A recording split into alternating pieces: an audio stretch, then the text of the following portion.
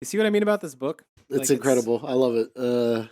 Impossible to do one episode of this is probably my favorite piece of Fash Fic because it's every trope, every stereotype, every like boomer Nazi thing you can think of put together. Yeah, it's hilarious to the point that I can like predict it relatively accurately. Yes, and also, but like, it's like turn my brain off and I'm like, what would I do if I was like trying to make fun of one of these people? Yes, you'd write and something very much like the book this. Is. Yeah, yeah, yeah.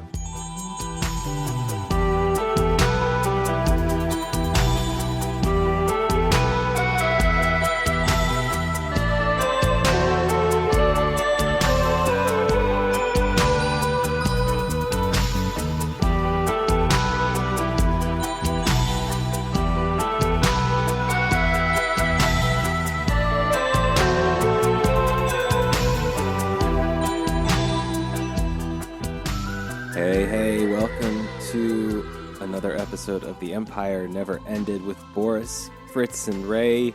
Yo. And this will be, I believe, our first ever totally free public Fash Fic episode. Oh, really?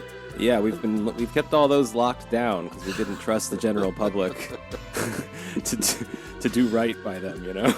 But this one, we got to share it with the people. This one's too good. Too good.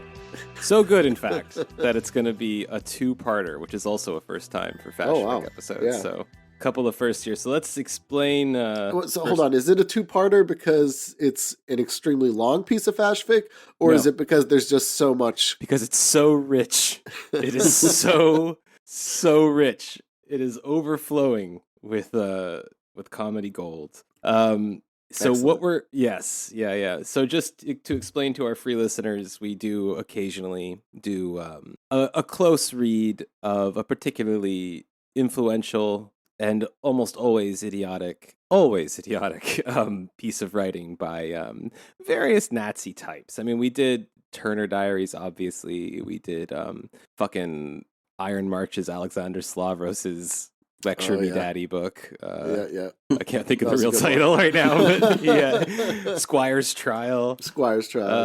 Yeah, you know, we've floated around a bit. And Kiss of Marana, we've done like 098 Kiss of produced Marana a lot was of Fash Fic, Yeah, so we've had a few episodes, but this is our first one to the hoi polloi here. Oh. So it's called Hold Back This Day. And this is a sci-fi piece by a man named Ward Kendall. So now this book came to my attention a while back. Around the same time I learned about the Mars Zion that we also did a Patreon episode about recently.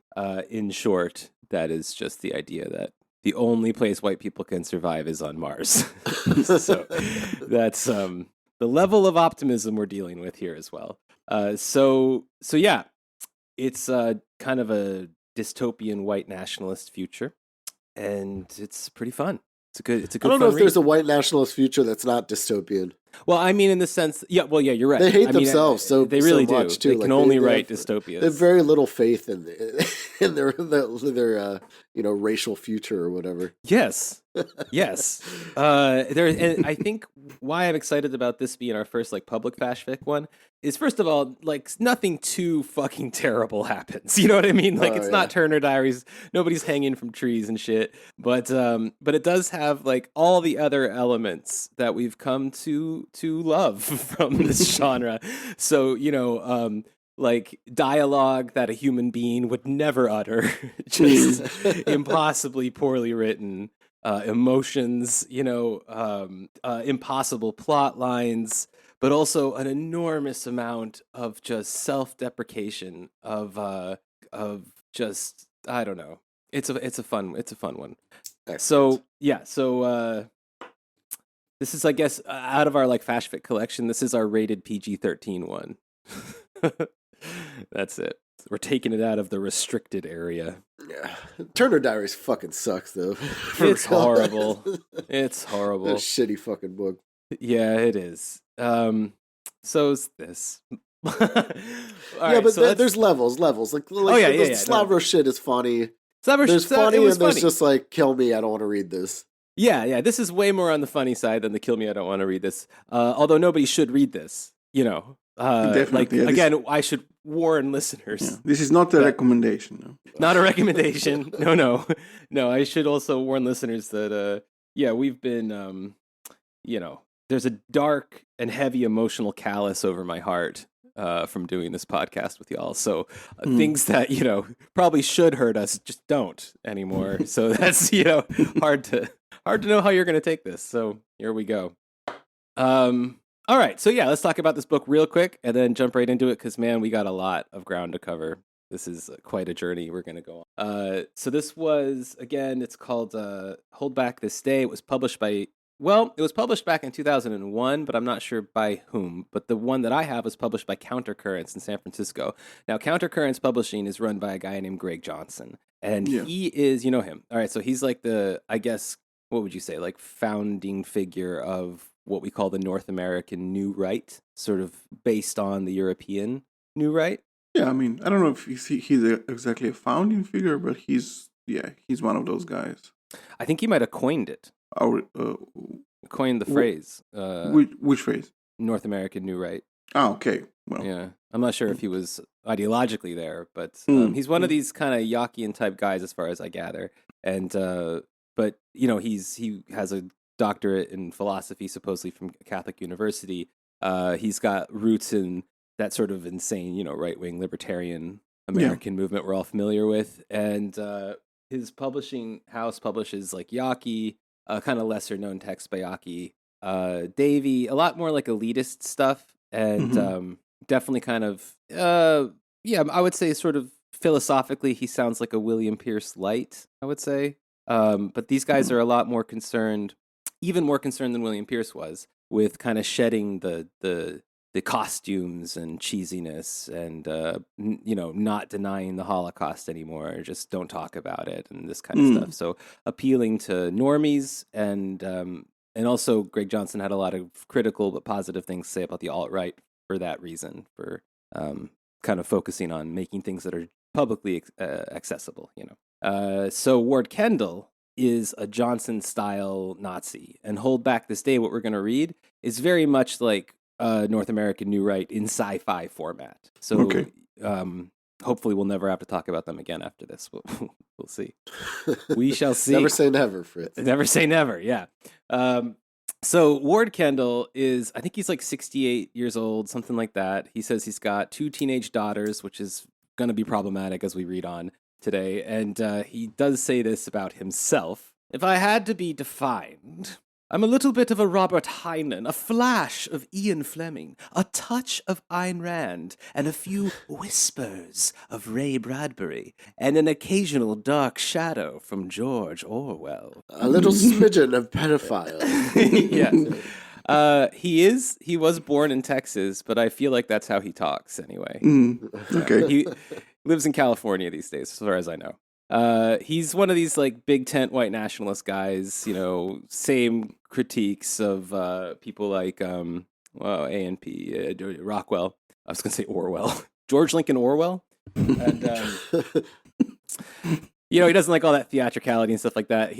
I guess I'd call him like he's like I guess he's a supporter of like the model white minority kind of position because that's sort of what they believe that they are. And that's really where all their energy goes, into protecting the legacy of this dying white minority. And so he, for instance, Ward seems to be fine with like the 14 words, but like tells people to sort of stop using the 88, which doesn't make, but if you look at his Twitter, his name plus 1488. Like his Twitter name, hilarious. So, what is it? It's like his name and like New York Times cited author. Yes. That's how that's his like headline. He's just like making himself like seem like he's like a fucking bestseller or something. No, he was cited in an article, and just like an okay one about like Nazi sci-fi. Somebody said like, and here's an example. So he's a New York Times cited author. Yes.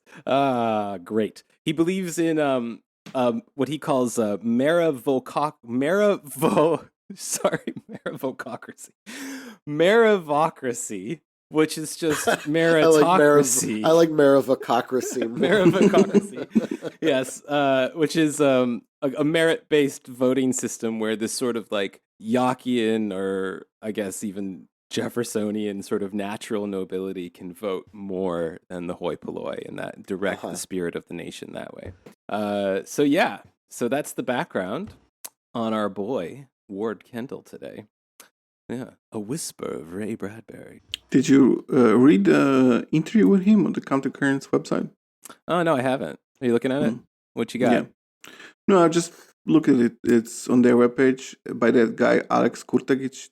Oh yeah. Alex Kurtagic is on the like cover recommendations or whatever. What are people saying about this book? I think he says it was pretty good. Although, but while we're on that, I should say that one of the reasons why I did kind of want to see this thing was because Harold Covington gave it a glowing review, calling it the 1984 of like the white nationalist movement. So that's. I'd imagine there's not a lot of competition there, though. To be honest, like you mean as far as books Harold read? yeah, or like the world of Nazi sci-fi that isn't posted in like fucking like individual posts on Stormfront or something like oh yeah, we've done some of that too, haven't we? Yeah what is it, Bob Matthews fanfic sci-fi and shit like that. Okay, well, so here we go. Let's do you want to say anything about the interview, or are you just no skimming it here? Yeah, I mean, he's not like that interesting of a dude, really. He's sort of he's kind of towing the party line of like the Countercurrents, publishing house and stuff. Nazi boomer writes sci-fi, basically. That's exactly it. I mean, it just screams Nazi boomer. Yeah. There are, you'll notice, though, some interesting twists on our usual Fash Fic fare. Okay. I think you'll be able to identify as they come. But it's all explained really by his connection to like Greg Johnson and these people. Okay, so let's jump right in. Right out of the gate, we've got a long quote from famous, I've never heard of this guy, sorry, but 1947 U.S. Senator whose name is Theodore Bilbo. He was one of our few Hobbit senators that we had back then. And he wrote this, and this sort of sums up where this book's soul is. If our buildings, our highways, our railroads should be wrecked, we could rebuild them. If our cities should be destroyed, out of the very ruins we could erect newer and greater ones. Even if our armed might should be crushed, we could rear sons who would redeem our power. But if the blood of our white race should become corrupted and mingled with the blood of Africa, then the present greatness of the United States of America would be destroyed, and all hope for the future would be gone forever. That's the opening quote. That's essentially that's the soul of this book. Racist ass hobbits, what the fuck? Racist hobbit senator Theodore G. Bilbo. Yes, he was expelled from the Shire for being this guy. Yeah. All right. So it then followed up, of course, with a quote by George Orwell. Always good to quote a much better but similar book than yours at the beginning of a book. Yes. Just to remind everyone, you could be reading this instead. Who controls the past controls the future. Who controls the present controls the past. And that's how we open. So here, this is no shit. I'm just going to read you real quick the first few lines of this book. This is how everyone is introduced to this book. Somewhere in the drowsy backwaters of his mind, Jeff Huxton heard 10 billion children singing. Come, little children, come sing your sweet graces. Come dance in the sunlight. Come lift up your faces.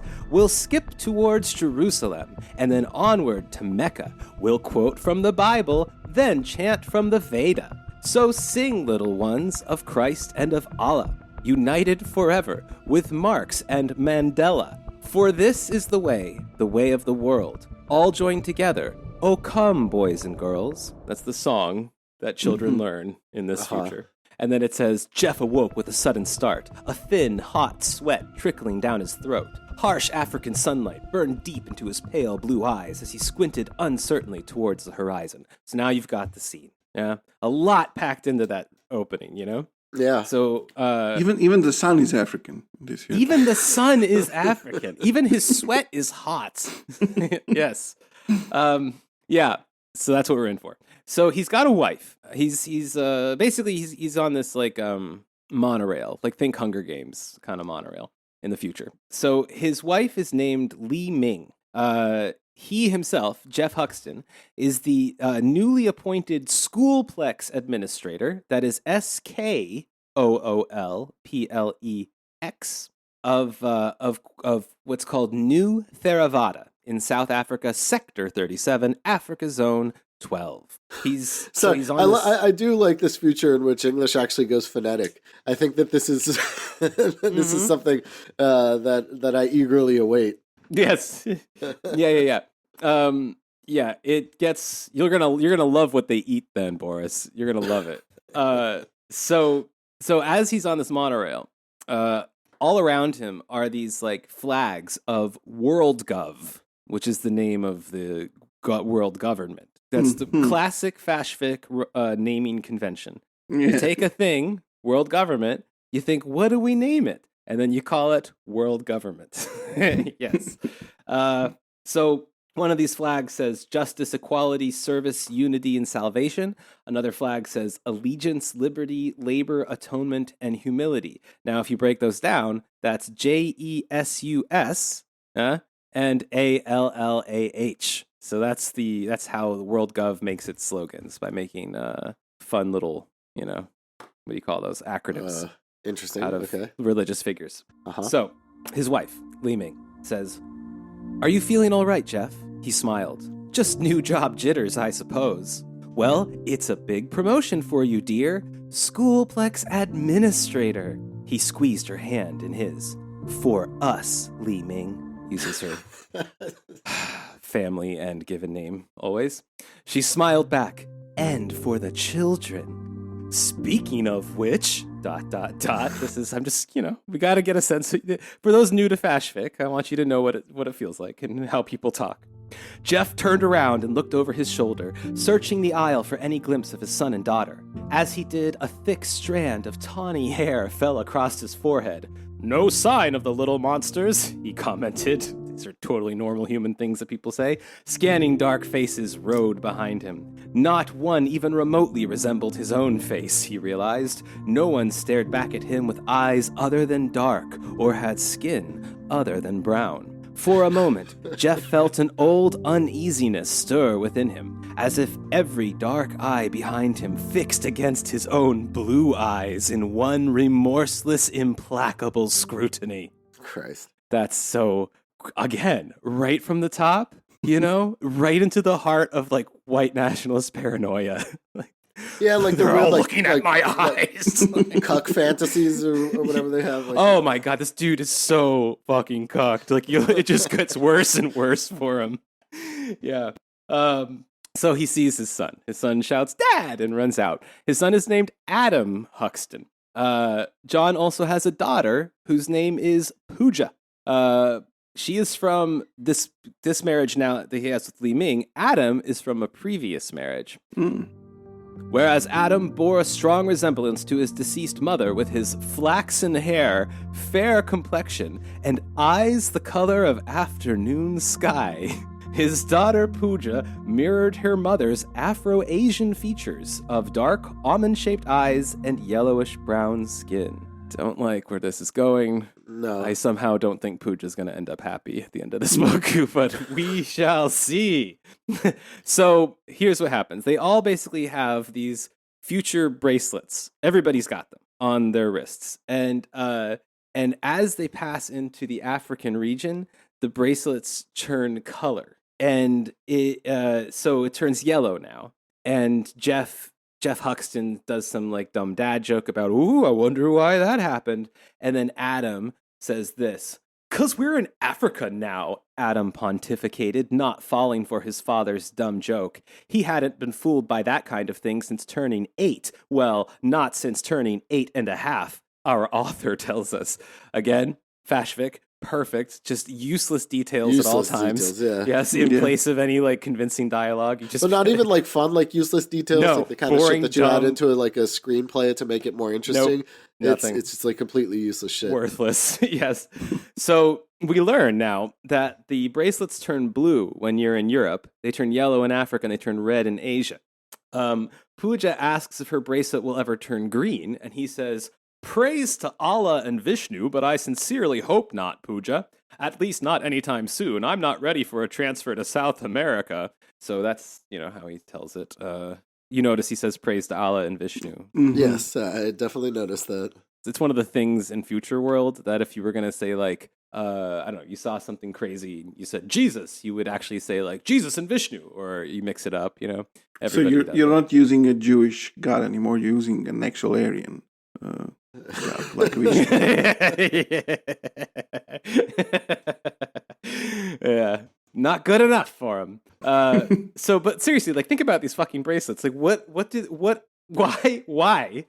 does it help anybody if when every single person wearing this bracelet crosses into a continent, the bracelets change color to match that continent? Like, so you get the same amount of information that you do by seeing that a person is there with you on the continent. Yeah, So, like, it would make yes. sense if it was like some sort of racial categorization Right, system. or something. Or like Yes. something that differentiates people. Or it But showed being where like, you were last we live time, in a place. Yes. But he never explains this. No, they change color to match which continent you're in. They do other things too, like they give you access to things. They have other functions, but the color is without function completely. Like it helps no one.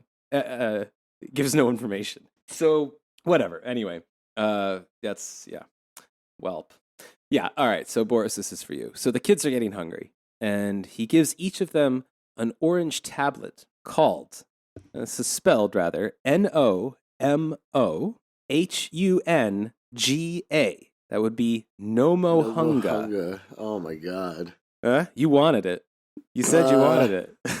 I wanted phonetic English, not Gift of the Magi. not weird racist Yes. Yes. English. I actually wrote in parentheses after this the word sigh. Because I was sighing so loud I had to type it. So he offers this pill. Me first, Adam exclaimed, snatching at his father's outstretched hand. He gobbled down the tablets of Nomohunga with a triumphant grin, aimed towards his slower reacting sister. Pooja smirked back at her brother, then grabbed her own tablet, munching it voraciously between two rows of dainty white teeth. Again, the Fash Fic too much information pattern. Yeah. Yes, we understand she has teeth. Like, what? This is so strange. It's so visceral, too. Imagine, like, a film version of this. Would you then zoom in to his daughter's gnashing teeth, like, breaking this pill apart? I think it's that like traditional like racist thing about like being obsessed with like people with darker skin having white teeth. Yes, that comes up more than once. You're right.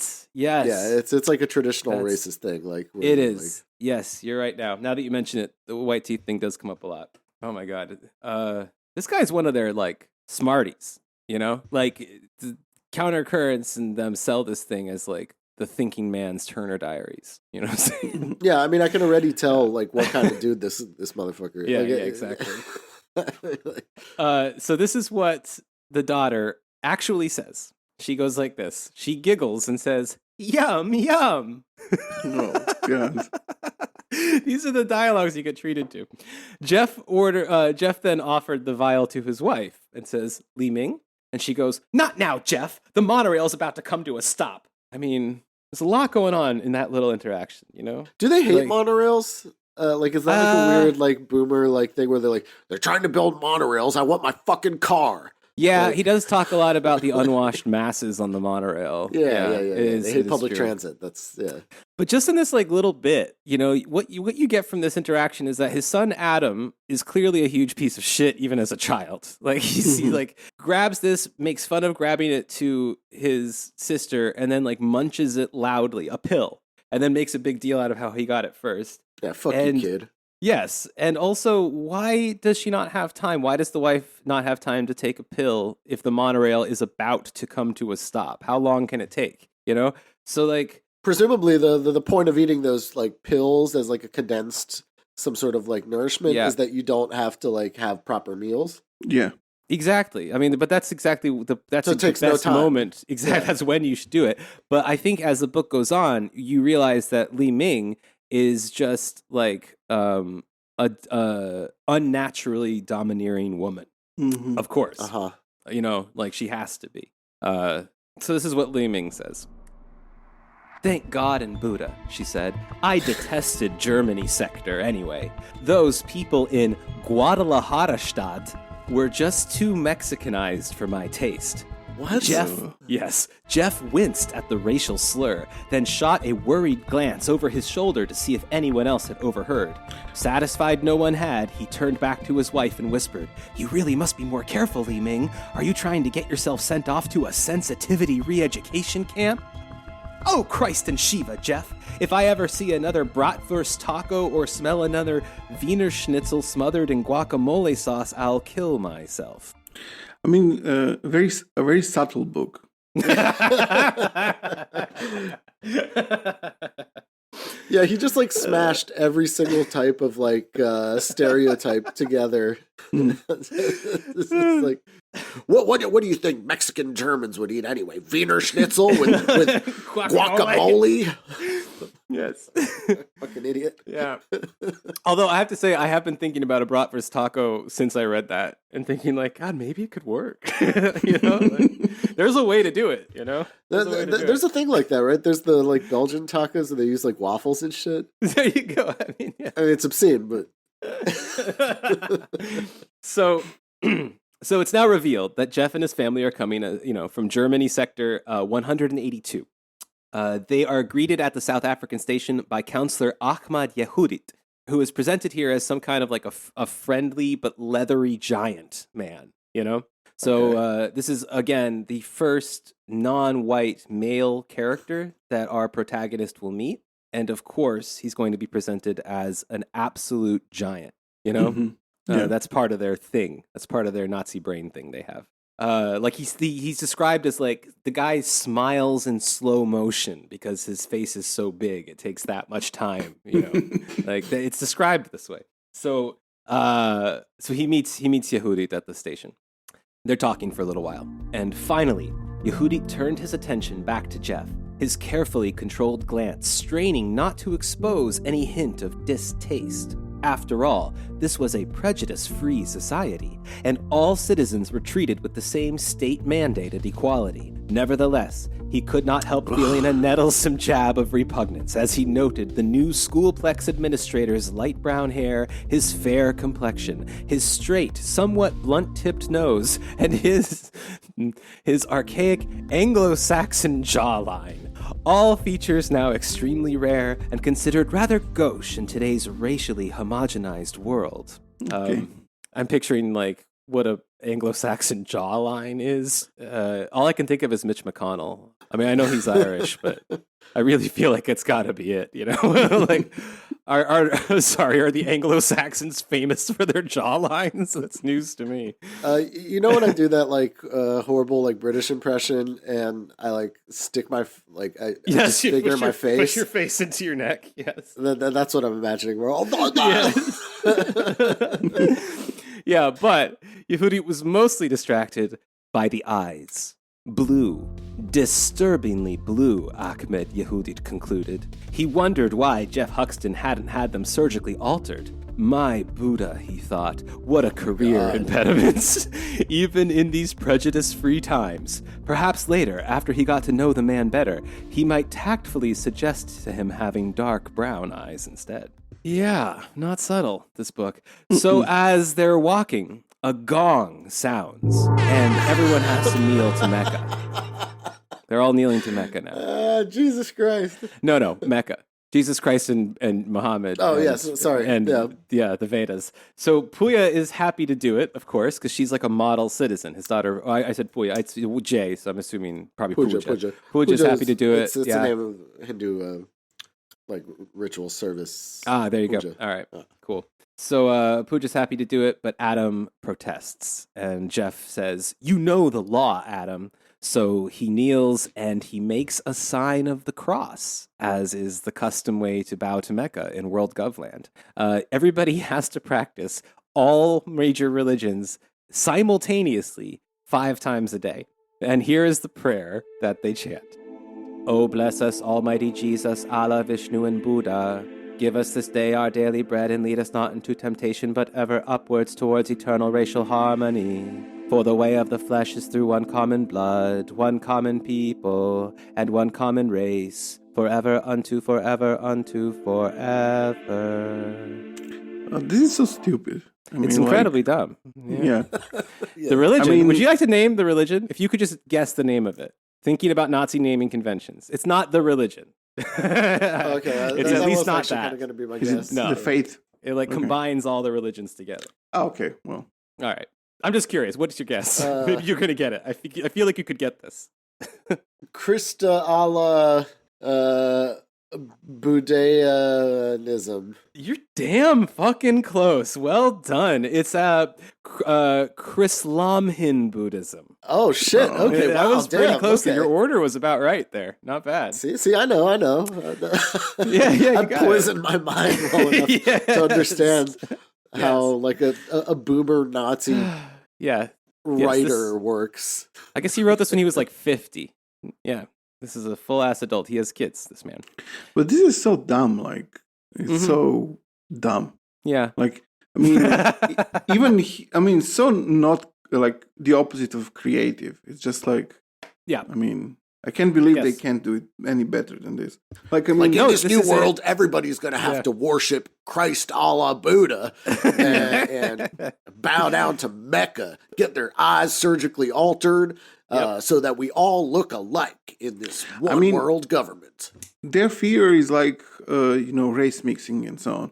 But that can happen in a much more, I mean, and it happens all the time, like this, the intermixing of cultures and so on in a much more spontaneous way. Why do you need all of this stupid shit? Like, they can create a world that they hate because, it's everyone is kind of mixed and so on, and it doesn't sound fake like this does. I think the fakeness, though, also is there to show how stupid this world gov is. You know what I mean? Like, it's there to make a joke of itself in a way, but of course, like, it just ends up making a joke about the author in that it's like you said, this shit happens all the time without the need of like a gigantic liberal super state controlling everybody.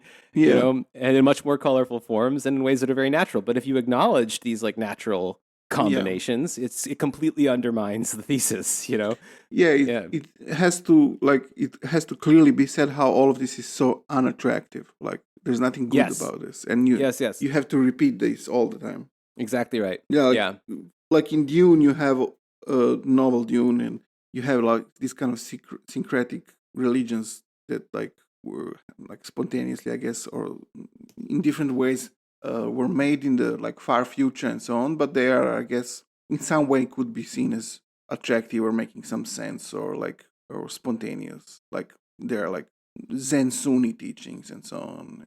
Yeah. So I mean, he there uses like 2 words that he combines, but it sounds a bit better, has more sense than this. Mm-hmm. More sense than Allah, Christ, Buddha.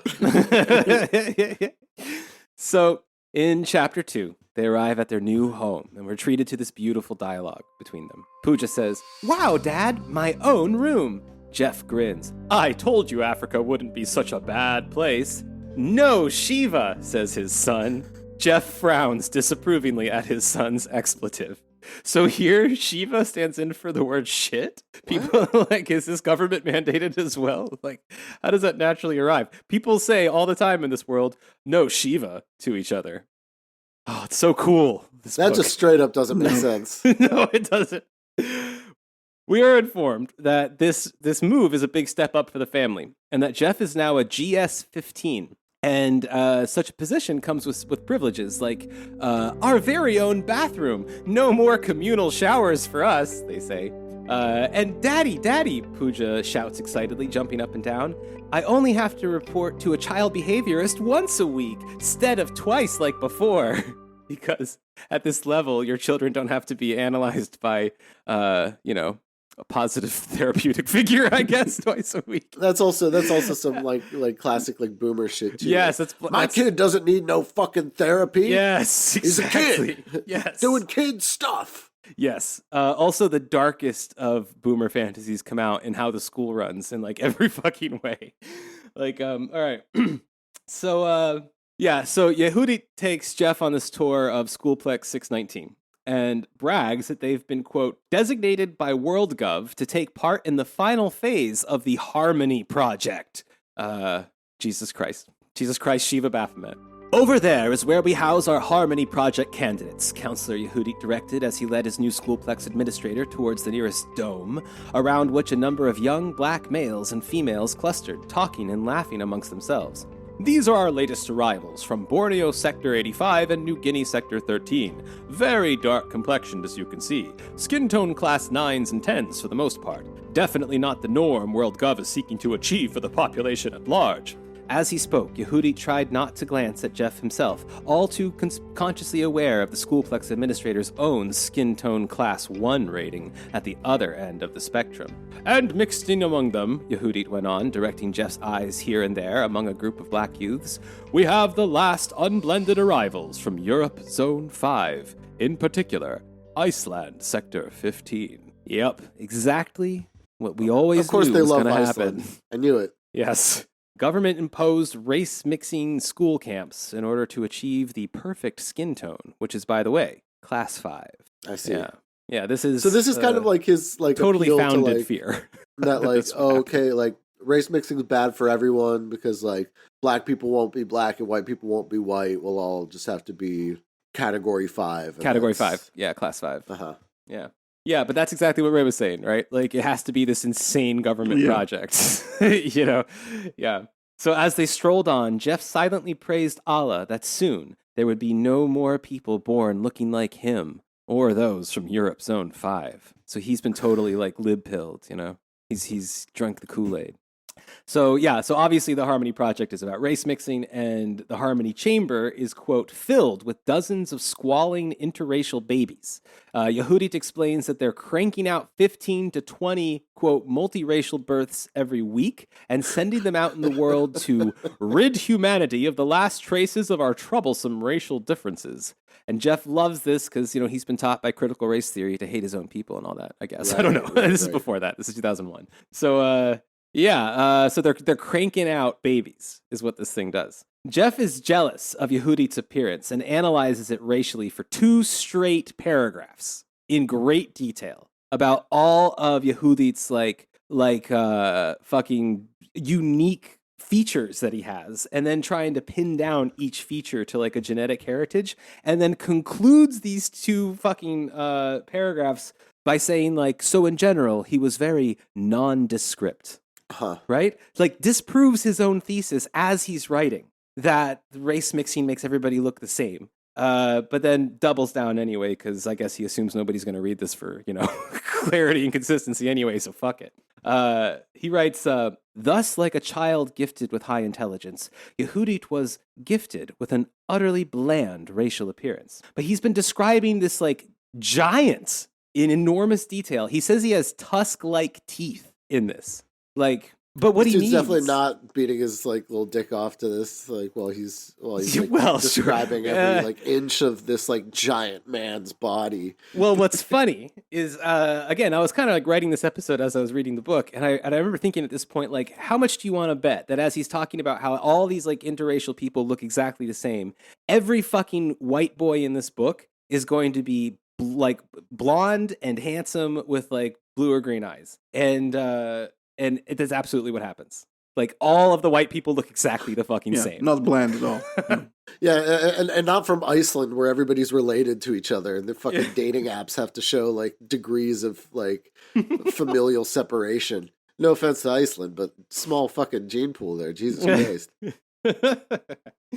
Yes. 250,000 cousins, basically. Yeah. No, the Harmony Project was, like, set up by Iceland.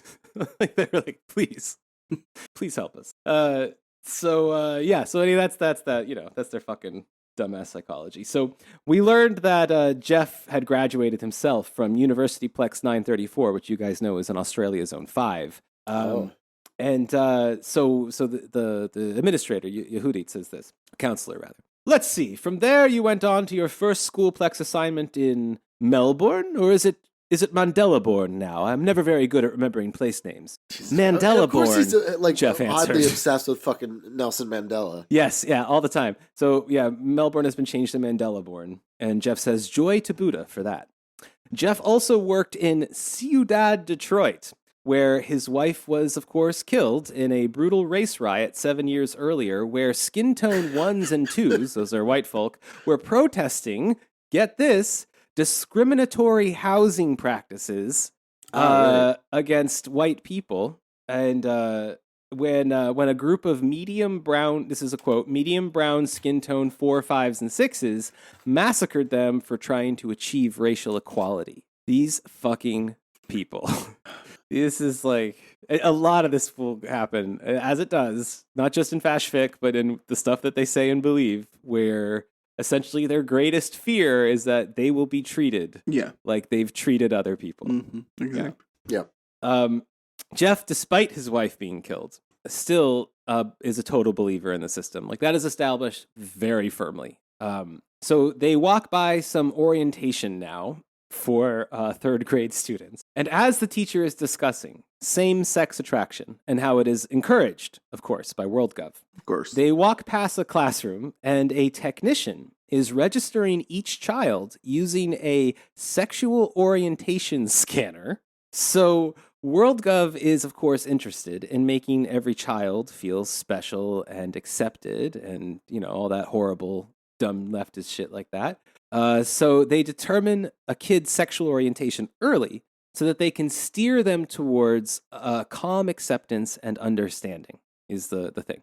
So this is how, I guess, when like, school board meetings erupt in like violence and screaming over, school psychologists being like there to help their kids.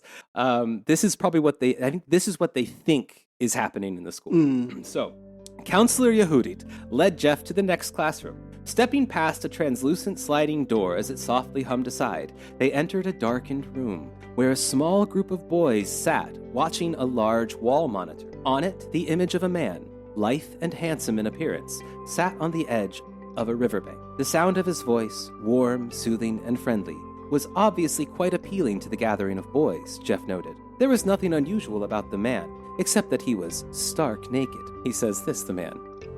I love boys, always have, just like each of you watching this presentation is going to love boys, and men one day. It'll happen sooner than you think, once you start attending gym class and taking showers together. Jeff carefully glanced away, realizing as he did that his distaste might be seen as a hate crime by any watching authority. I mean, it's pretty visionary in like predicting, the coming trends of the U.S. Right? The trends of racist insanity. And also this whatever the current crisis is, the students are being sexualized. Being told that homosexuality exists. This is that. Yeah. I mean, the book could actually be useful, like probably for some people to analyze all the. Like, it's pretty explicit in explaining all the symptoms of its, neurosis. So. Oh yes, yeah. That's why this is a two-parter. Okay. It's time to go to mandatory gay class. Don't forget to do your poppers, kids. Yeah. In the next room, I have to say there was a classroom for third grade lesbians, of course, who were sitting around watching a masculine-looking female with a brutish face, quote, basically going down on children. That's what they think that the lesbians want. This is how you get lesbians. That's how you manufacture. Kids in school. Yes. Yeah. Yes. So that's chapter 2, boys. Chapter 3. So that's the setup on Earth, right? And my plan at this point was to just race through this thing, because I was looking at this thing. I'm like, God damn, like, I don't want to make a 2-parter Fash Fic. That's insane. We should never do that. These books are way too stupid to spend this much time on, and they don't help anybody. No, this was kind of amazing. I'm with you. But it on is. This. Yeah. Like, every fucking page has like just it's like mining into Nazi psychosis, Yeah. So I couldn't like. All right. So chapter 3, just a piece of that. Jeff's just whatever, doing his thing. He's getting settled. Once again, Jeff was all too aware of his racial appearance and how much it differed from the vast majority of those whose dark eyes were now fixed upon him. How would it be to look like them, just for once, he wondered, to be part of that racially blended brotherhood below, all dark-haired and brown skin, and knowing with a certainty beyond question that you were safe there amongst your monotone brethren, safe from racial slights and sidelong glances that each new day you feared might come your way, safe from the never-ending sense of vulnerability that made you so godforsakenly isolated from the rest of humanity. I mean, the fucking brass bennets on this motherfucking guy to like essentially like fear the shit that you create every day. You know, when you do this to people. Like, so if you ever like one of those guys that's just like, if we could just make white nationalists see, you know, like what they're doing to people, you know, if they could understand, then they would change. But no, they would just assume that, oh, now we have to do it to you because you're going to do it to us. And that's actually literally what he says. And what his boy, the guy, what's his name, Johnson, also says, that like racial oppression from whites to minorities is necessary because if it doesn't happen, they're going to get the same back. So it's a sad fact of life that white people are basically holding back a dam of the shit that they do to everybody else. But then what do we know? It's their ultimate fear. It's their ultimate fear. It's why they constantly talk about slavery, like over and over. Like every like white nationalist text we read in that fucking arc, in the last arc, is like white people are going to be slaves and enslaved. We're enslaved. We're slaves. It's like no, you're. I mean, like that institution that you had for hundreds of years. Yes, like sold human beings, and you know. But more than that, like, what do we know happened when finally, like, after the Civil War, there were black people in state senates? They instituted free education for everybody. You know, like, they didn't, like, round everybody up and kill them. They mandated white children to go and learn about... CRT. Gay folk. Yeah. Yeah. They made them atone for their sins. Yes. God damn. So we discover that Jeff learned from an old man back when he was in Australia's zone, whatever. An old man named Parker back in the day. Parker was in his 80s when he met him. That there might be some like government cover-up of world history. Parker was this cranky old white guy who didn't want to participate in his retirement home in the, quote, touch another and feel the love group sessions at his home. So ultimately, Parker had to be restrained. So wait, this old guy he had to be restrained because he didn't want to participate in mandatory group sex at like the retirement home or whatever. Yes, exactly. The liberal dream of mandatory retirement group sex. Also, that sounds awesome. the dream of most retirees. So I mean, like, this is your last chance to get that shit in. You know, they're all getting STDs because they just like fucking go wild out there in the fucking yeah, exactly. So far he's saved. His like enemy government has saved Iceland from being an inbred hellscape and also given retirees like the best possible retirement home they could have asked for. But Parker's not into it. Ultimately, Parker had to be restrained and sedated by staff med techs and then taken away to a maximum security rehabilitation unit. But in the brief seconds before he was removed, he clutched desperately at Jeff's arm, glaring deeply into his blue eyes with his own blue eyes, which were seething with anger beyond anything a feeble old man should have been capable of. Hissing closely into Jeff's ear so no one else could hear, he said, I was somebody important once, mate. Indeed I was. Not this decrepit husk of a bloke you see now. Why, I once owned 10,000 acres of prime farmland near here, until the unification forces came in and took it all away. I was rich, I tell you, but a young brainwashed fool like you wouldn't know what rich meant now, would you? But you can know the truth. You can learn how we were rounded up all over the world. People who looked like me, like you, how we were forced to submit in the name of cultural diversity. Oh no, the rich white landowners had their property taken away. Yes. You wouldn't know what a rich person is, your generation, but we had them. Now, this is where multiple times now you're going to start seeing capitalism be brought in here as a positive thing, which is unusual for like Nazis. But not for American Nazis, though. That's right. Yeah. Yes, he does come from this Johnson thing. The gonna make a Johnson Forrest tendency joke, but I couldn't put it together. But this Johnson tendency about coming from like Ayn Rand and stuff like that into fascism. Yeah. So Parker wept back. This is back in the day. This is a memory. Parker wept in Jeff's arms and told him to find Control Tower 7 in Kurura. So at the spaceport that was built there in 2075, pre-unification. So he did so, Now, remember that Jeff is in the present day, right? Totally lib-pilled and is into the regime and all that. And he feels guilty about being white and all this. So in order for his character to maintain any semblance of consistency, right, when he hears this, he should have gone to that site and found nothing, right? Mm-hmm. Because like this man is like his fucking mom was killed because of WorldGov racism, and he still toes the party line, believes in it, feels guilty about his race, blah, blah, blah. But of course, consistency has never been a problem for Fash Fic, and it never will be. They dance on consistency. You know, they like skip through it like daisies, never stopping to pick and smell it. That's terrible metaphors. They trample on the daisies of consistency, ignorant of its fragrance or its allure. Yeah. I'm drinking wine this afternoon. So he goes to the control tower and he finds the remains of an ancient battle there, but something more. Now here is how this truly masterful sci-fi writer handles like detailed and plausible descriptions of ancient technologies in the present and the past and all that. Here's a taste of his like good like techno babble acumen here. He writes, "At the bottom of the long-abandoned complex, he found the data disks, stored in sealed containers, as if they had been prepared for space transport, a transport that had never happened. Adapting the old-style data disks to the present-day device, Jeff sat there reading for hours, and thus learned of mankind's last days before unification, of the horrors that led up to it, and the moment when it had finally and forcibly been achieved. And he wept." So there's your techno babble there. You don't get this like, you know, he doesn't bother with things like positronic or quantum or anything like that. He just has like, you know, old style data disks. And how did he get them to work? Well, he made them work with present day device. Oh, yeah. Yes, masterful, yes, famously masterful compatible sci-fi writer.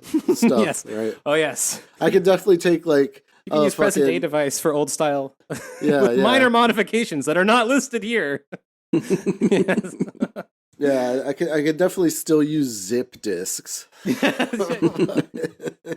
So this whole time, I guess Jeff now has known. We learn now from his past experience now in Australia that he has known the truth the whole time. That this whole narrative is a fraud. So Jeff leaves all the data disks there, despite them having shown him the existence of what he says is a beautiful but imperfect world that existed before, but WorldGov denies. He leaves them all there, and then goes back 2 weeks later to see them again, I guess. Journeys out there to see them again, but the place has been obliterated by WorldGov, and there's no evidence of it anymore. So now the reason he's thinking about the control tower at all in Karura is because his son asks him why in the future they're saying that there's no future for people who look like him, like little Adam, little white Adam. So Jeff answers, "To make for the world we know today, Adam. You see, men who looked like me once ruled the greater part of this planet, a long, long time ago, that is. Then we got hold of certain misguided notions about the white race being superior to everyone else, and we kind of ended up causing a lot of unnecessary pain." Jeff reached over, this is the WorldGov propaganda, right? Jeff reached over and took a sip of his champagne and looked off across the vast auditorium, his voice far away, which is weird. How did he do that? Also, why is he drinking champagne? He's drinking champs. Oh, there's shit going on. I mean, I'm jumping that's around. Cool. Like, that's kind of cool that they have champagne just like what on tap or something. People can no, this is for the MS-15s or whatever they are, MS-13 something, you know, MS-18. Like the gang, whatever. MS-13. Yeah, yeah, whatever. It's his like level, you know. The people at that level get champagne. Yeah. Okay. So he says to his son with a voice far away somehow, "We finally learned from our mistakes and tried to set things right, but then, well, it was too late. The unification came about, and afterward, the concentration camps." "Gee, Dad, what are concentration camps?" Adam asked with the irritating persistence of a child. I hate this so much. That's good writing. "Gee, Dad, what's a concentration camp?" "What's a montamation camp?" So I love that this child clearly grew up in a sitcom from the 1950s somehow. But what happens now is that Li Ming, his wife, overhears and shushes him. Jeff protests and says, like, they're not teaching the kids this stuff in school, and I'm an educator, you know, and everyone denies that the white Holocaust even happened, you know, and so this is what he says to his wife. Take a look at this fucking shit. ugh, You would know about that, Li Ming. Okay, no, but listen to this shit. The concentration camps happened, Li Ming. Anyone who saw the proof I did could not deny it. The torture chambers, the mass executions of whites, the incinerators. And as a man dedicated to teaching, I will teach it, even if it means teaching it to my own son and no one else's. Li Ming's face tightened with suppressed anger. There never were any concentration camps, Jeff. It's leftover lies, just that. Leftover lies.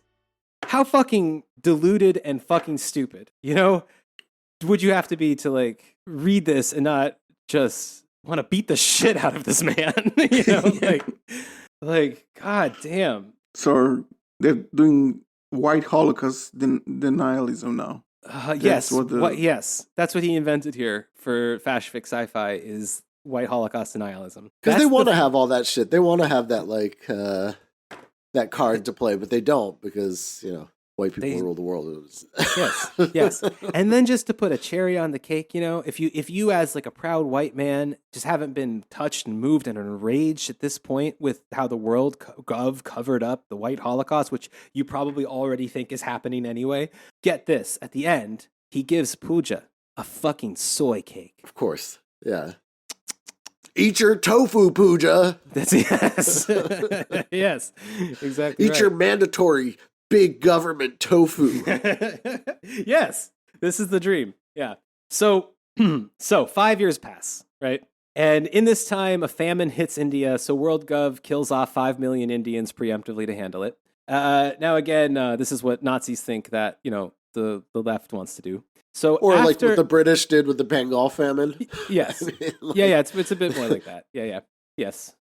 So after long months of executions and mass incinerations have finally come and gone, the high priests of Krislamhin Buddhism praised the, quote, community spirit of those who had willingly forsaken their hunger-ravaged lives inside one of WorldGov's mobile youth chambers, again, fucking creepy reference here, promising that their departed souls will be rewarded with eternal salvation in the holy names of Christ, Allah, Buddha, and Vishnu. Now, he's a Nazi. He is a Nazi. So you know that he's pretty much fine with mobile gas fans and incinerators. Yeah. Like, that's, you know, a big part of it. Again, he's not one of the Holocaust-denying Nazis. He's not. He acknowledges it.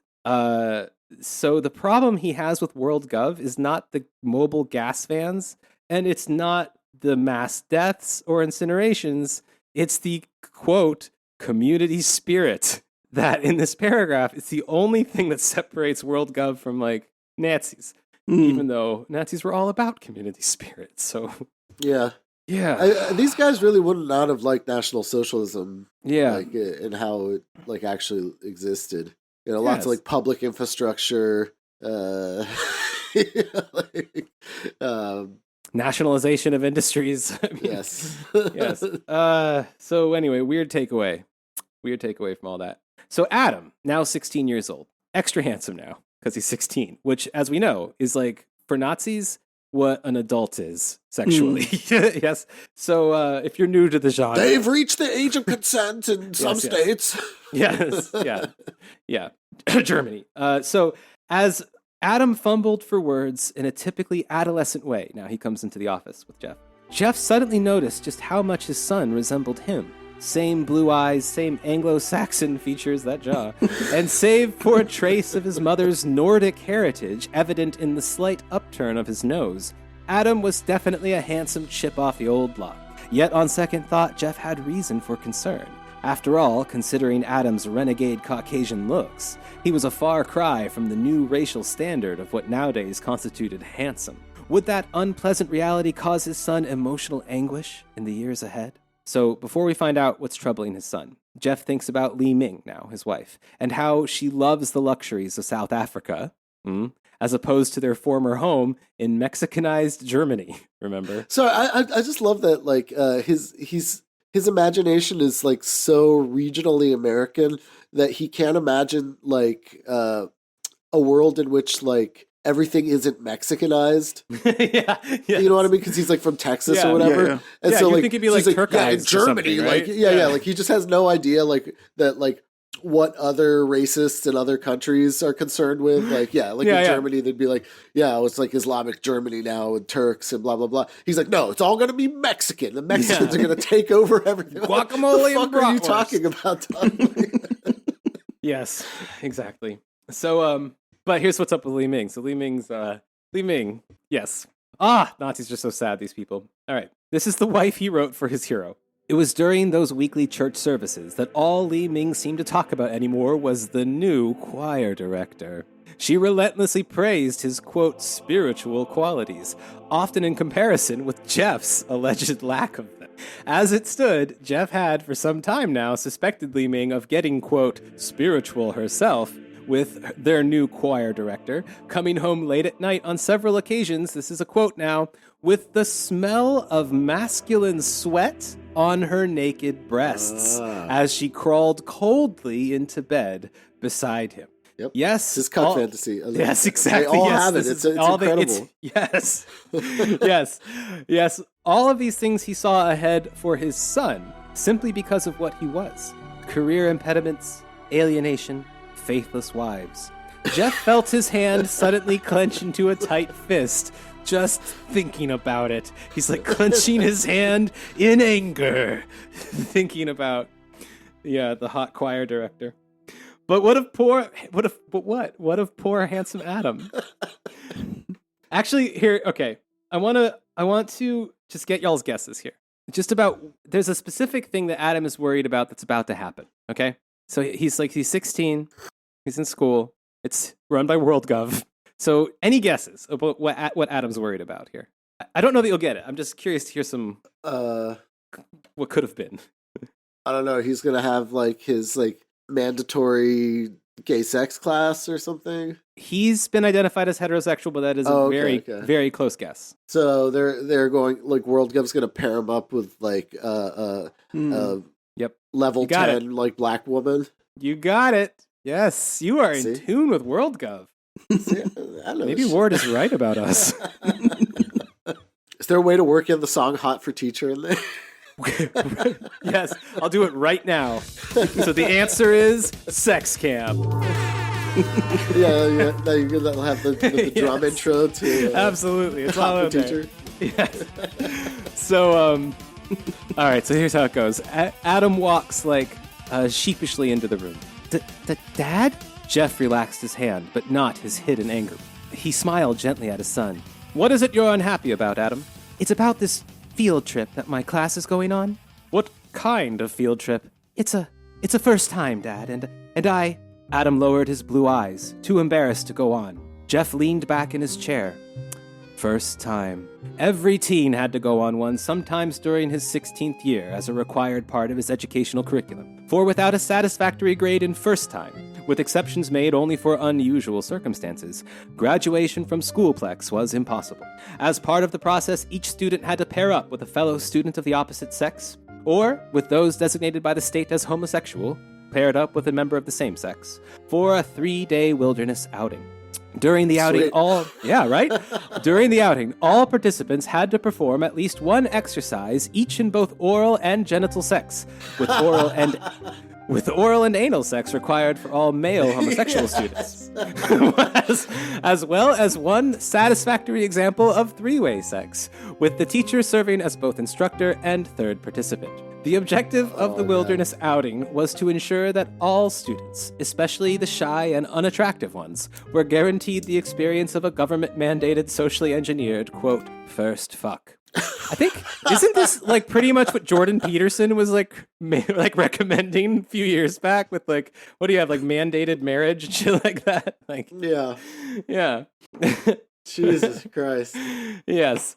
So Jeff is confused why his son's upset, because he's perplexed, because he knows that his son had studied, quote, 22 erectile pleasures of a responsible young citizen, and also, quote, clitoral satisfaction of your responsible citizen partner, which are but books son, that get you given got out. an A in fisting. More than that, Boris.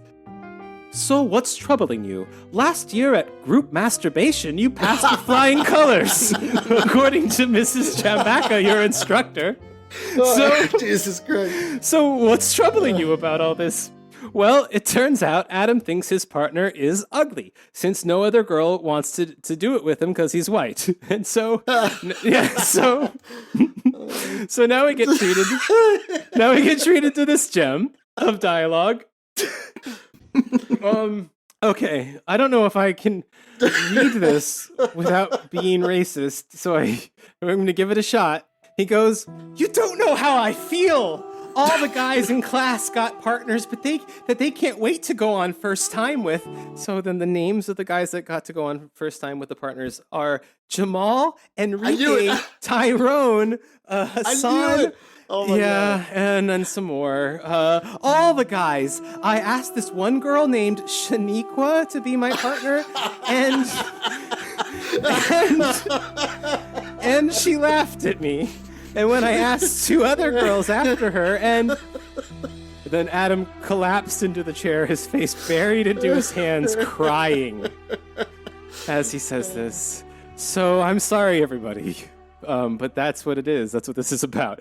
So this guy, I ended up looking up because I was curious to know how many people in South Africa are named like Tyrone, for instance, because that's where this is supposed to be. Because I'm pretty sure he just assumes that every black person has these names all over the world. You know? Yes. And there are some.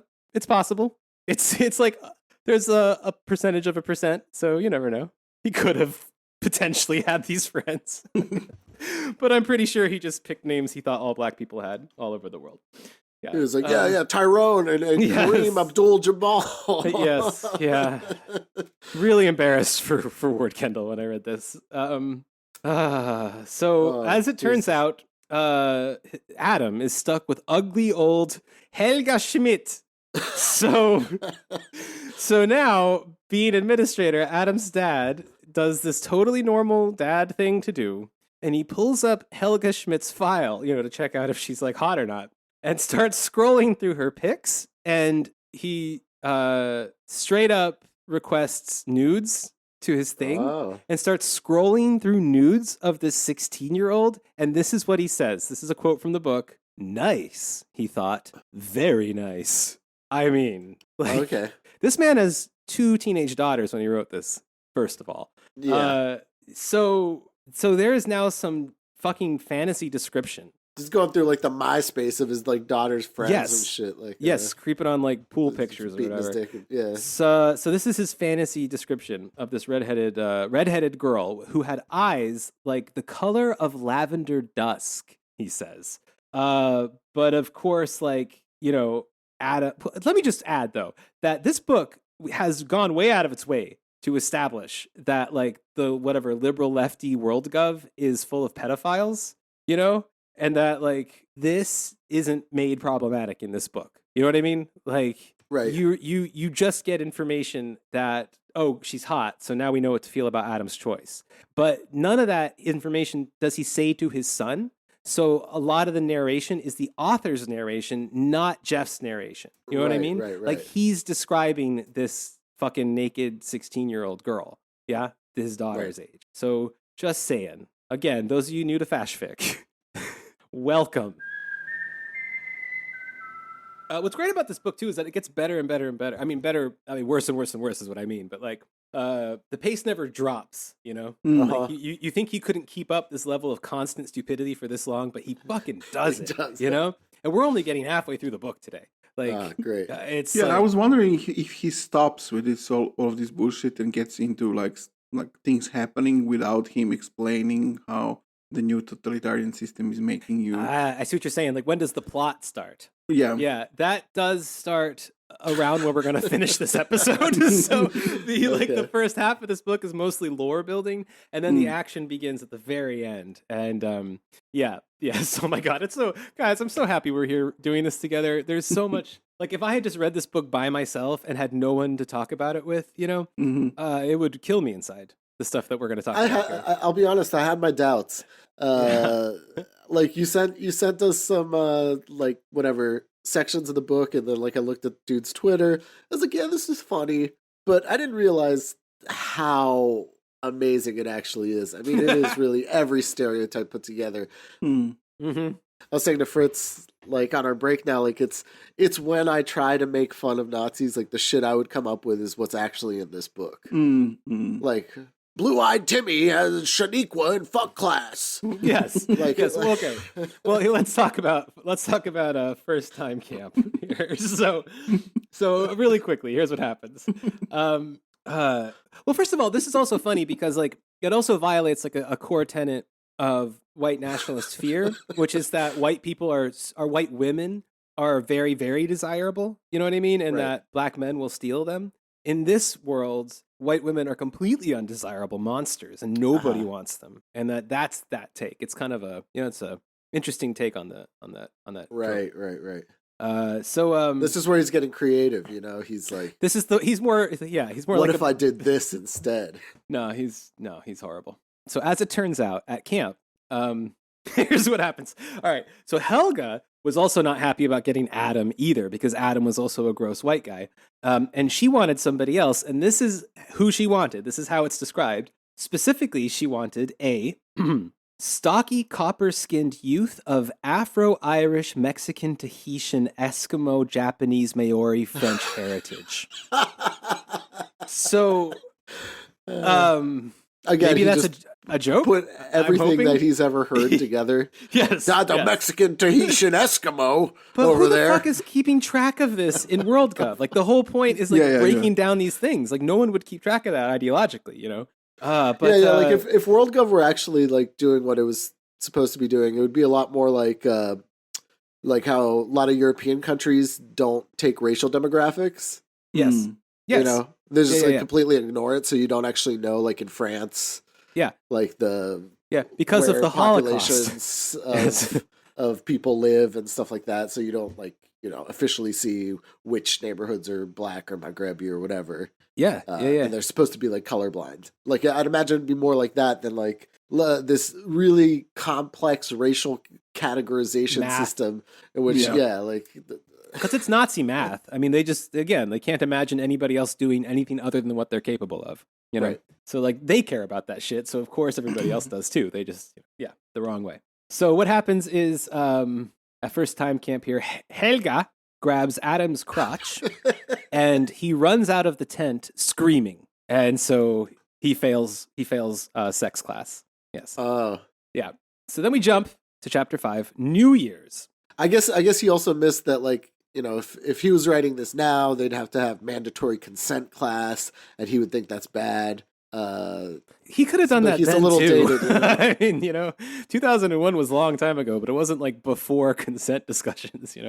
I think he. Not in these people's minds. Yeah, sure, true. All right, so now it's New Year's. This is, by the way, all in the 22nd century, if you were wondering. This is New Year's, and while 14 million people in Asia Zone 24, which to me sounds like a news service, have starved to death, the self-congratulatory world government is celebrating because it has almost vanquished racial differences so well that Schoolplex 619's Harmony Project can be shut down. The people are dancing to, quote, the savage beat of African drums, and Jeff gets a medal from the state and a 3-day paid holiday to Mecca. He gets some cryptic message from Yehudit, who, by the way, now has a position years later in WorldGov, suggesting that Jeff might also get a position in WorldGov someday if he plays his cards right, and says, there is so much here that would certainly open your eyes. Meanwhile, Li Ming apparently disappears with the choir director, who, by the way, Jeff now tells us is not only handsomer, but now we find out he's also younger. Okay. Just yeah. His daughter, he had no chance, His skull shape must be amazing, Imagine the superior nuchal crest on this Adonis. So his daughter is like fuck knows where. Pooja we don't hear much from her right now. And his son is away at cultural diversity camp. So now the plot's about to start. So Jeff took a moment to reflect. How is there cultural diversity camp if there's basically a monoculture? No, he points that out, actually. He says that he does get that much, because I had the same question. Cultural diversity camp, I'm not sure if I quoted it. No, I didn't. But he says something about how now it's mostly just learning about black culture. Okay. Yeah.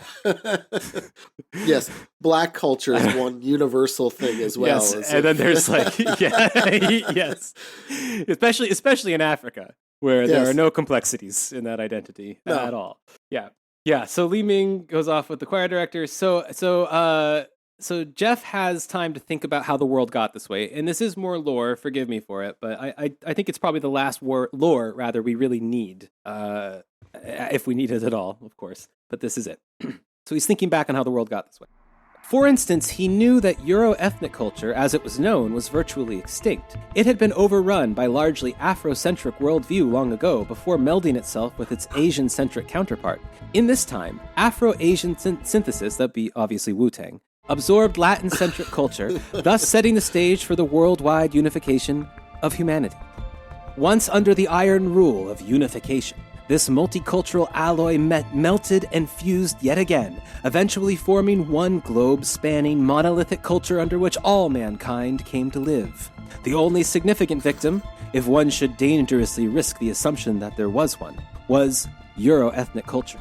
2 millenniums of history, along with many of its most noble achievements, had since undergone almost a century of deliberate, state-sanctioned revisionism. In fact, the worldwide, yes, because the compass was white, like poetry's white, stereo's white. If you go back to recording equipment, really, like, what is music actually? Like, it's made by white people, right? I mean, so like we can have our music because they, had the fucking drums or sticks or whatever. Our last Patreon episode and our next one covers that little inside joke there. Referencing there, but this is good sci-fi for Ram, I think. So where were we? The revisionism. In fact, the worldwide movement to revise. I'm sorry, I'm not going to do it. In fact, the worldwide movement to revise the whole of Western civilization had begun long before the unification. Jeff knew, recalling the forbidden data disks that he had discovered deep in the ruins of Kurura spaceport years ago. From them, he learned the truth behind the fall of the United States and Europe. Once their Euro-ethnic populations had been systematically demoralized by decades of anti-Western multiculturalism. And once demoralized, it was easy enough for a determined cabal of Western leaders, driven by the fervor of multiculturalism at any cost, to begin laying the foundation for unification. Okay. But first, they had to burn all historical bridges to the past, and only by so doing, they reasoned, would they be able to deny all future-born Euro-ethnic individuals any chance of ever regaining their heritage. I'm sorry, I'm like envisioning like this like montage sequence of like guys like throwing like the Constitution into a fire, like smashing like a George Washington statue. This needs to be a film. Like really, it's really great. Like I think it begs to be a film, and I think it should be done a lot like Starship Troopers was, where it just takes it super seriously, Toward that goal, then, legions of government-appointed historians themselves driven by the same multicultural fervor as their leaders methodically reaccredited hundreds of Euro-ethnic accomplishments to dozens of lesser societies over the next century, leaving nothing at the end but a dark labyrinth of lies no one in the present world could ever hope to untangle, disprove, or escape from. Yes. Wow, okay. Saying that, pyramids were built by fucking Africans and shit like that. Yeah, all that stuff. They weren't built by white people?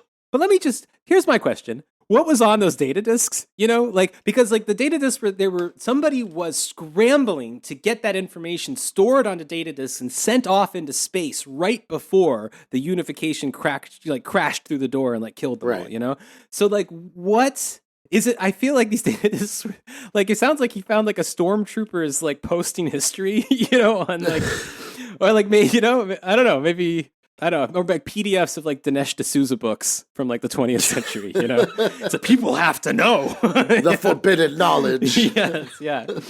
So in his reverie, his mind drifts to a student he knew that he was teaching back in Germany named Hans, who killed himself for being white. Also fucking not creative even with the German Helga and Hans. Helga and Hans? What the fuck? Yes. But Boris, I'm saving a character for you. I don't want to spoil him, but he's all yours. You're going to love him. It ties all of our favorite things together about such naming conventions. I'm very excited. Yes. So he had the student named Hans who killed himself because he was white. And so he starts to like, well, obviously. So while his son Adam's away, Jeff starts to rifle through specifically his son's underwear drawers, plural, to find evidence that his son is suicidal. He pulls out specifically a black jock strap. He mentions these things when he's writing, and several pairs of colorful briefs. We are informed. Okay. Instead, so without finding any evidence, no tidy whities, like no tidy whities, nothing like that, no assless chaps. So instead of his underwear drawer, though, where he expected to find, I guess, evidence like this, which is why he searched it first instead of anywhere else in the room, he finds a fucking plasma gun hidden away in a vent in his son's room. He's shocked because the WOPO, the World Police, right? Only the WOPO are allowed to be armed in this liberal future. The penalty for owning a weapon is death. So, right? So sitting down on his son's bed, he contemplated the fearsome weapon clutched in his hand. A single burst from it on maximum charge could demolish this entire bungalow. He knew. Holy Shiva, he said to himself. Oh, fuck. I wanted that reaction so bad. I knew when I was writing it, I was like, Ray's going to feel this in the bottom of his stomach and it's going to hurt. Yeah. Holy Shiva, Batman. So we jump now to chapter 6. The drama's finally picked up. Something's finally fucking happened. And Jeff wants to hide the gun, but he realizes it has, quote, trace sponders on it because it's future. And they don't have transponders anymore, which do exactly the same thing like in every way. Serial numbers or something.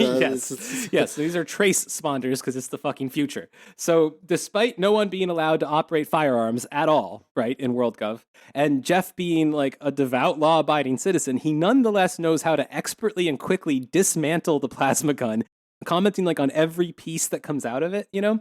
But inside, of course, because they need a little bit of that like weapons nerdery to like just be of course, yes.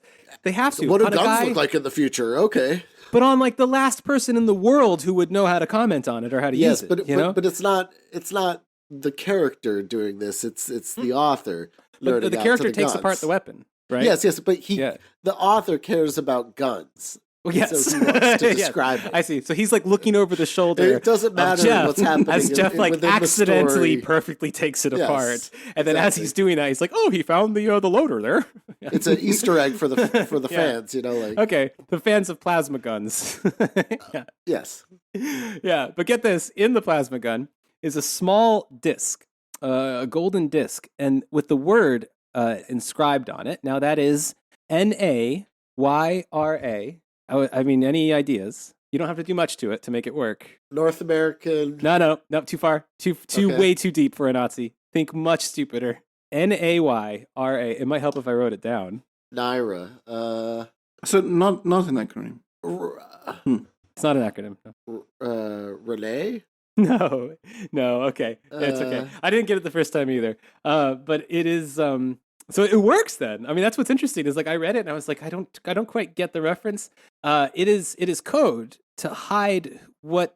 So basically, I'll tell you that this is a name of a group that has come in contact with Adam that I'll discuss in a second. And it's hiding from authorities by disguising their true identity with this name. Their true identity being Aryan. Okay. Oh. Yes. Yeah, I missed it too. Yeah. I missed it too, you know? No, you're right, actually, because you said if you look at it, it makes more sense. Yeah, I can yeah, totally yeah. see it now. Yeah. Yeah, so I have to say, as much as I want to make fun of this as a code name, it worked. You know? Sweet. Yeah. I mean, that's literally like the only one I've gotten wrong. Like this entire fucking book. It's been predictable. So yeah. So he finds a disc inside with the word Naira engraved on it, NAYRA, and so he searches Adam's computer and writes this: like himself, Adam was a record keeper of the day-to-day minutia of his life, storing bits of data on girls, students he liked and didn't, and even personal thoughts. So, first of all, your fucking son is a creepy stalker, and you are too, because this is like just like Miss Dad. He just keeps records on girls. Like, Jesus. Yes. Yeah, but this, again, not a thing that's problematic to him at all. No.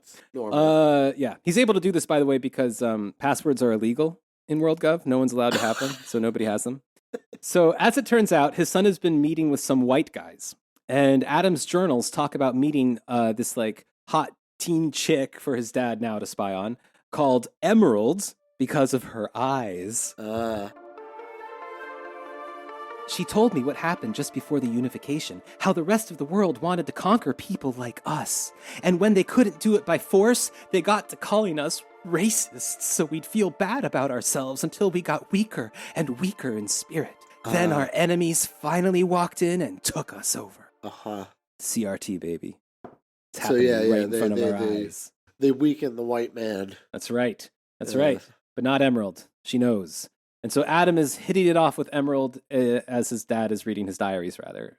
So his snoop father is starting to realize that Emerald is probably a terrorist, actually, which explains now the gun. So she introduced Adam to Naira's leader, again, Aryan backwards. Their leader is, and I quote, a guy who used to work in a factory or something. That's the description. What?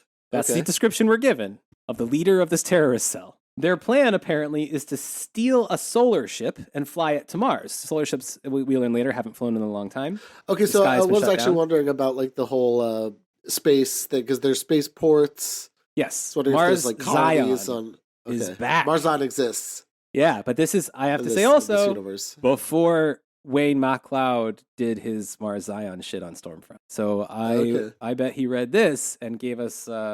Totally. The scientific version is Phi. So, also, for you listeners out there that aren't premium subscribers, we have an episode about Mars Zion as well. Yeah, we don't know why, but we did it. You know what? And it was fun. It was kind of fun. Yeah. So this is way more funny though, to me. So the plan is to fly to Mars. We got Mars Zion.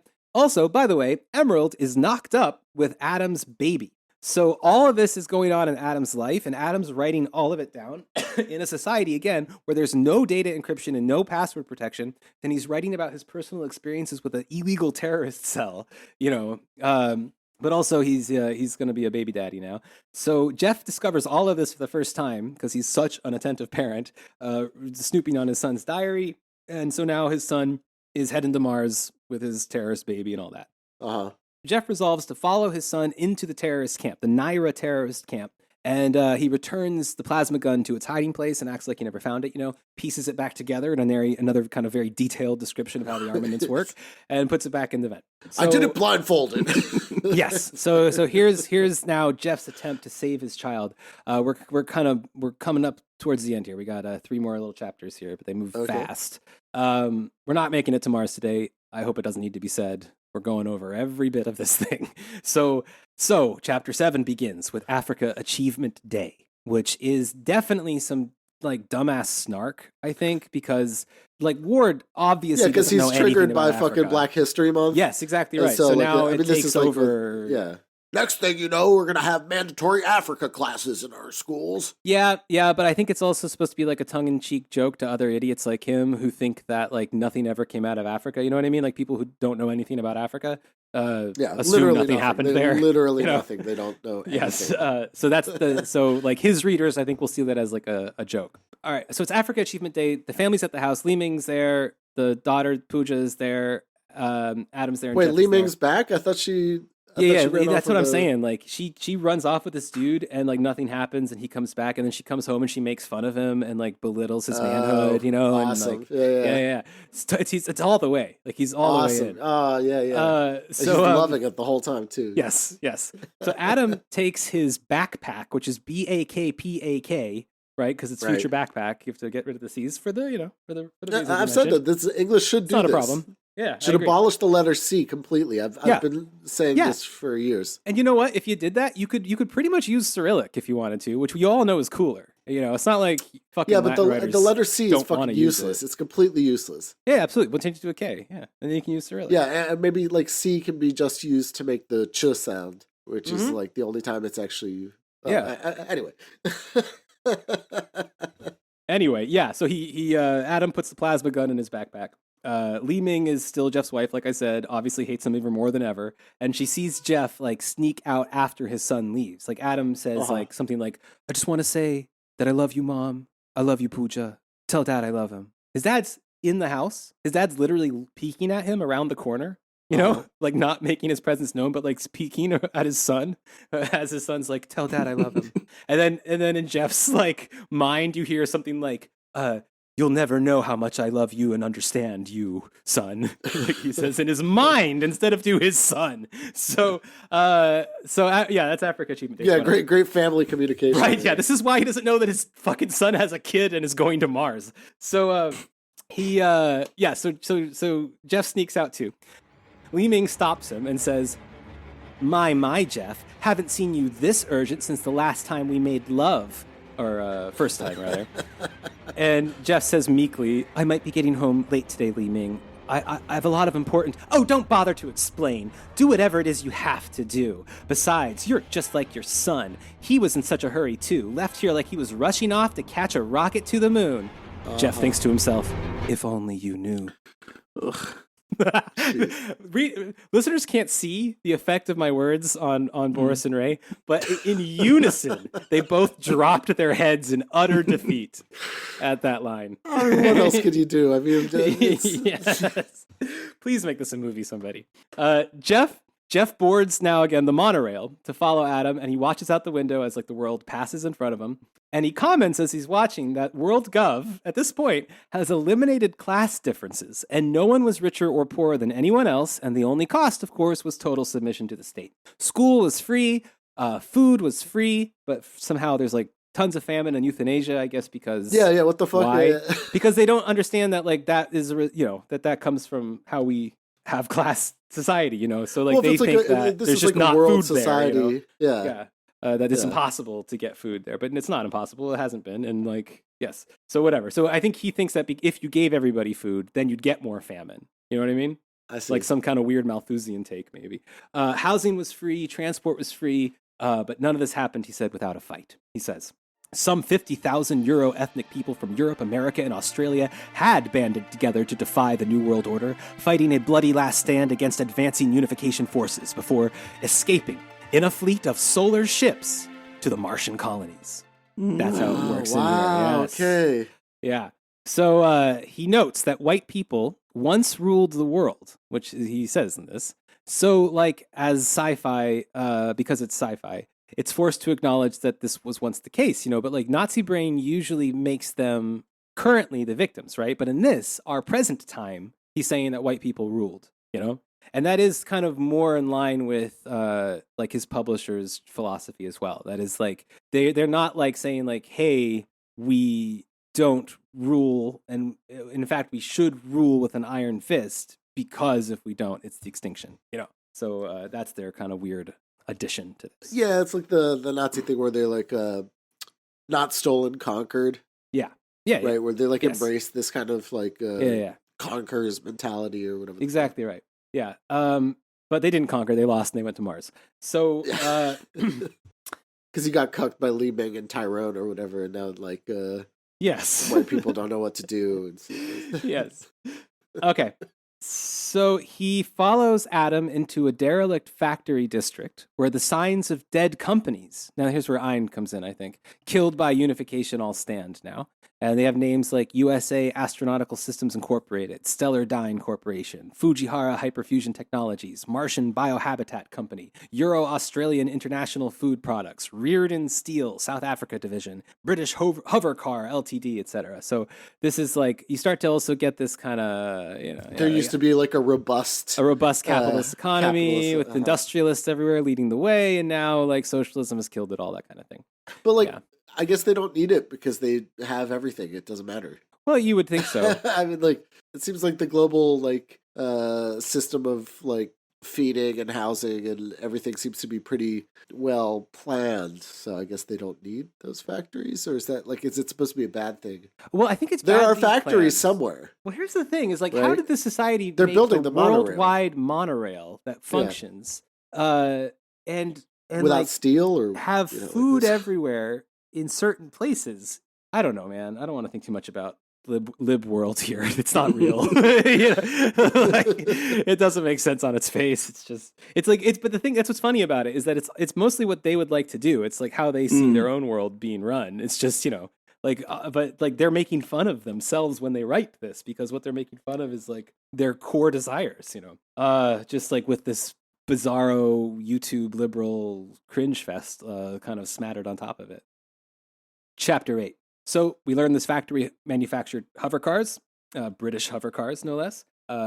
So coming to the edge of the giant industrial building a minute later, Jeff crouched against its metal-walled facade.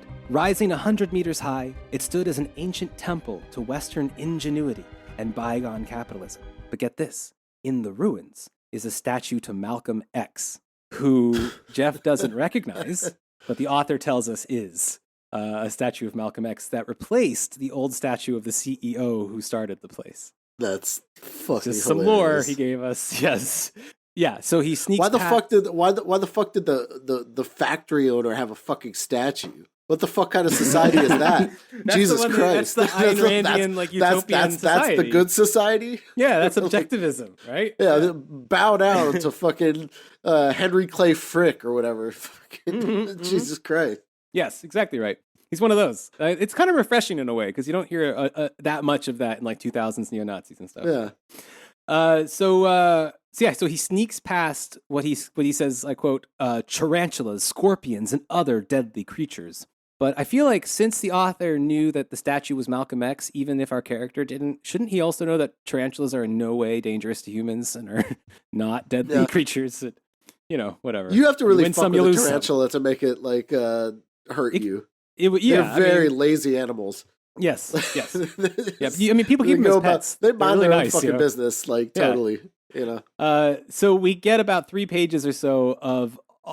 This is also how Fash Fic likes to describe space. So they'll give us like a few highlights, like the Malcolm X statue and stuff like that, and like some loose descriptions. But then you get a lot more discussion about all the stuff that the character doesn't see. So like. There's like 3 pages of stuff that Jeff doesn't see in this factory. Like, he went up the stairs and he saw nothing. He turned a corner, he saw nothing. Like, he opened a door and inside was nothing. He tried another door, nothing, and it just goes on like this for a little while. So finally, someone out of nowhere beats him unconscious.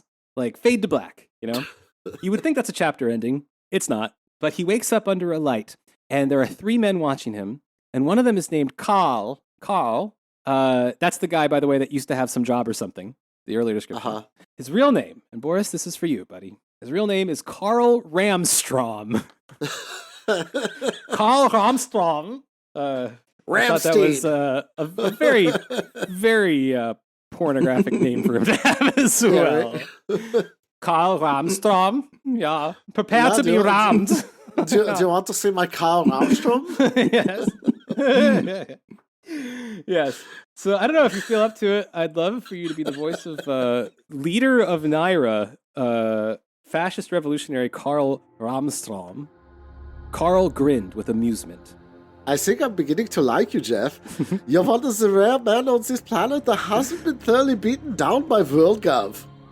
Oh, I've been beaten down more than you think. I think you're wrong, Jeff. I think you're a man of exceptional courage. Carl half walked around the wary schoolplex administrator as if examining an interesting new object in his possession. I could use a man like you with this physique, strong body. You're ad-libbing. All right. For what? To help us reach Mars and freedom. Mars and freedom? So, Jeff is unconvinced yet, though. So Carl shows off his own handsome blonde son with Anglo-Saxon jaw and laments that his own son, this handsome, sexy 16-year-old, was rejected sexually by girls because he was white. Yeah, you see, he was rejected by the Shaniqua in his school. Yes. And I don't know. She wants to go with the Tyrone. Also, get this, like his mom was also, much like Adam's mom, killed by dark-skinned people, blah, blah, blah, blah, blah, you know the drill. So this, of course, like cuts Jeff to his core, but his shame she was at killed being white. in the Mexican genocide in Germany. in Austria, there was when the Mexicans came, they killed my father, they killed my wife, and And now they deny they did it. Yes. On Chalupa-Nacht. Now we Chalupa-Nacht. Now we are forced to eat the Wiener Schnitzel. With the guacamole. Mit guaca. They would have some like stupid fucking terms. Looping. Guaca. Guaca. No, they say like roller coaster. They say looping, I think. Yeah. Yeah, they have cute nicknames for lots of stuff. I go to uni. I go to uni. Have you tried the guaca in uni? So, all right. So Jeff says, we're just a collection of racial misfits who barely manage to get along in life, if at all. That's white people. That's our unhappy fate, and nothing that you or Naya or I can ever do will ever change that. Your whole plan is suicidal, don't you see that? Even if you reach Mars, what makes you think the Avalon colony still exists? What makes you think it doesn't? According to WorldGov, Avalon died out years ago. A plague or something. Maybe this time they're telling the truth. Carl nodded thoughtfully over that. Yeah, maybe. Maybe the moon is made out of green cheese. But then again, maybe it isn't.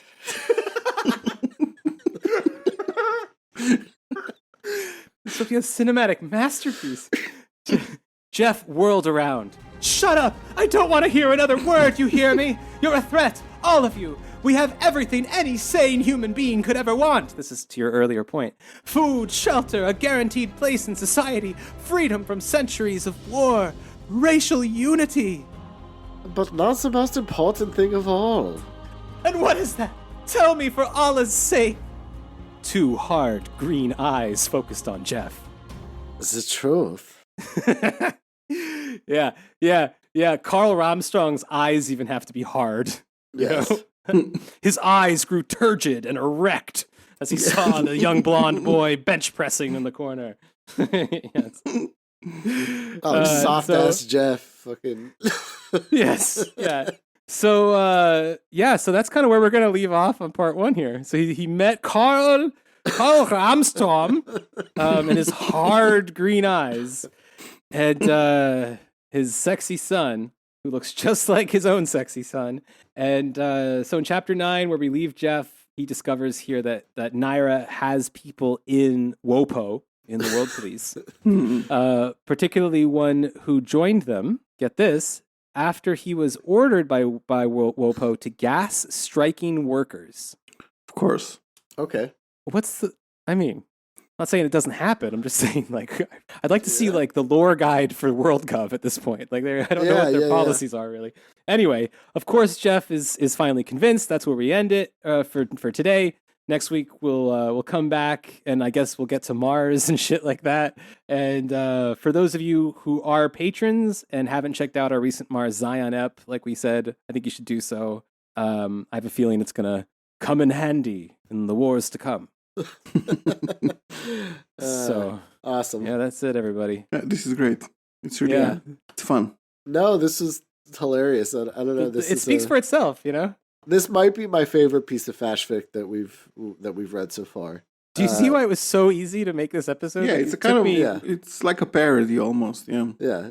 Writes itself. Totally. I'm excited to see what adventures are to come. Yeah. If we find out anything more about this dude, we'll let you know next time. But I think his claim to fame is mostly like this shit. Yeah. But yeah, okay. And also, if you guys aren't patrons, we've got other Fash Fic episodes. You know, if you can't wait a week and you really want to hear some dark and horrible shit. Yeah, we got it. We have a whole backlog of that shit. Yeah. All right. See y'all later. Cool. See you next week. Bye. Later.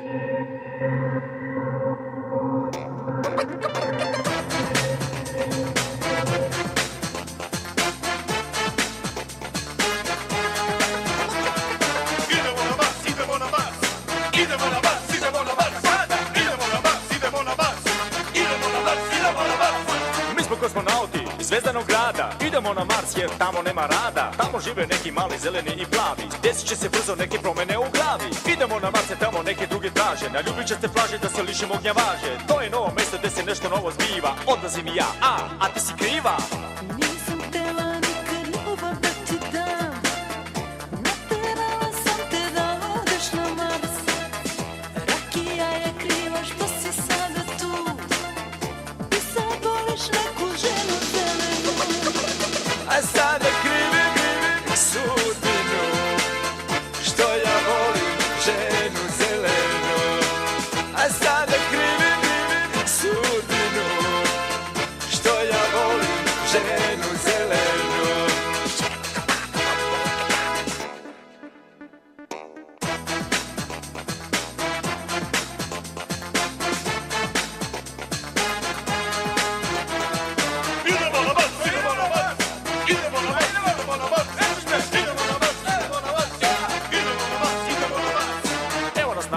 žene su im iske. Nijase ih dele, a u glavi nisu čiste. Zelene su boje, mršave i krupne. Malo gore, malo dole, odmah se pukne. Jedino im smetaju kocka duvan pića. Bilo da smo crna, bela i zelena bića. Ostaćemo zato u svojoj raketi, jer su žene proklete na svakoj planeti.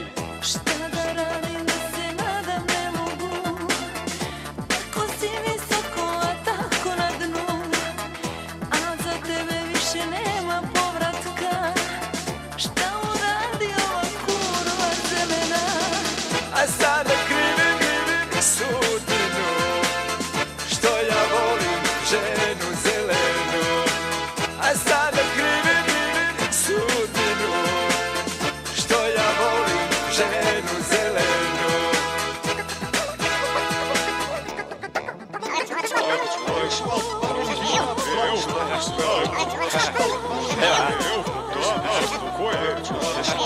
Dam, dam, dim, dim, dim, dim,